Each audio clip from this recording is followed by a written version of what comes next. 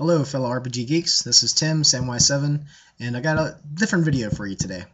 I've made several free fantasy settings that I've posted online over the years. My first of my three that I started to work on was a setting called Marth. And this setting is an ice world. It's kind of grim, it's a dying world, and all the gods used to be alive, and it's rumored that they're all now dead. And that's part of the problem with the setting. That's why the world is dying. That's why there's a bunch of undead running around, that sort of thing. So I'm going to go through a little bit and try to elaborate on the setting, and I'll post a link. And like I said, it's just a free HTML page. It's not very fancy. It's basically mostly just text and a few images I found online. So here, we'll start this off now. So Marth. What is Marth exactly? Where does it start? It's basically started as a free Dungeons & Dragons 3rd edition, and then I went to 3.5, and I also translated for HARP, which was High Adventure Role-Playing. Basically, it's a world of ice, snow, constant storm. Basically, it's been getting slowly colder and colder every year. Civilization is struggling to survive in the deadly environment. It seems to be like a cursed and forsaken world because there's no more gods that care anymore. It's been destroyed. There was an ancient war with magic and wizardry, and while the mortals are fighting, the gods are fighting as well, or killing each other off, or killing themselves off. So I've always liked this line, there is silence in the heavens, meaning that there's no more divine revelation, and no one really seems to care anymore, because they're all dead. And another thing I wanted to try to emphasize in the setting was that the afterlife, because there are no gods anymore, because they're all dead, your soul kind of wanders helplessly over the ice and snow, which is kind of like a lonely, like you almost get like a cold shiver when you think about it. So even death does not free you from the bitter cold. And like I said, this is a free campaign setting, so feel free to use it. I've kind of always respected the RPG community for putting out free stuff. And, just helping each other out for the most part. Let's see here. So, the Ancient Ones. I'll just go through this page by page. They were, at one time, the only race, the only sentient beings on the planet. It's kind of a fantasy trope, but, they were the all-powerful. They created a bunch of inventions and artifacts. But they started to have divisions, like political infighting. And a war, cropped up, and they had very powerful magics, and what they started to do was incorporate living beings into magical artifacts. It's kind of creepy, so it's almost like human sacrifice for the purpose of empowering items. And they would burn wizards. Those who burned willingly turned into white wizard power, and those that were burned against their will turned into black wizard power with different rituals. And this power would be added as well, or added to the human sacrifices, which for some of the items, now they would be, the ones that were very large would need more of this stuff, more powder and more human ingredients. So you can see this is kind of grim already. So because of this war, it was kind of like an arms race, is who could come up with the nastiest, most destructive weapons. And they created this substance called angstone from the wizard powder and the sacrifices, where they would trap one sentient, almost like soul, to kind of control the item and to run the item. It's sort of like a computer program, like a computer operating system, and all the other ones would be trapped there, but they would have no voice. So literally, you could have an item made of angstone where all the souls would kind of communicate with one another, and only one voice could communicate with those that were trying to use the item.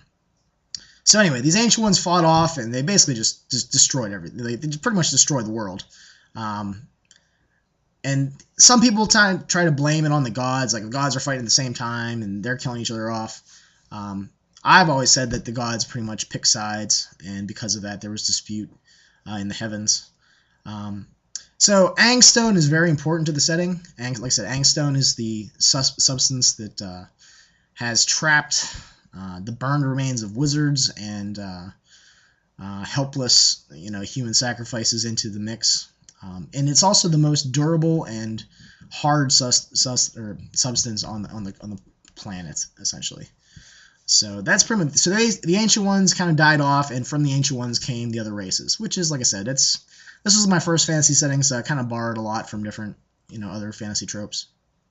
The astronomy, there's 2 suns. They revolve around each other, and they're very far away, and they seem to be getting smaller every year to those that pay attention. The red sun is called Anasa, and the yellow sun is called Aenir, and those are basically named off of the same gods that have those domains. There's 3 moons, and there's also a god that is kind of associated with each one. The 3 moons take 16 days for each moon to go from the new, through all the cycles back to new again. There's a white, a green, and a red moon, or at least that's how they started, and now they're white, gray, and red. So they're saying that something bad happened to the one moon. And then the names of the moons are Murgwala, Murgulta, and Muralta. And like I said, those are based off the gods that are associated with them. And Marth is basically the only planet in the system. Calendar. I wanted to emphasize the 16 gods thing, or the 16 months thing. There's lots of 16s in the setting, and I wanted to kind of focus on that because there are 16 basically gods that control everything, and then there's 2 higher gods that aren't really, part of the standard pantheon. They're kind of above it, where they essentially, there's one god that wars with the other one, and all the 16 gods pretty much choose sides, or at least they did before they died. But there's 16 months, and here's how the calendar works. There's 1 year, 16 months, 256 days. 1 month equals 4 weeks, and then 1 week is 4 days. So that's how it's all set up with the calendar. Let's see here.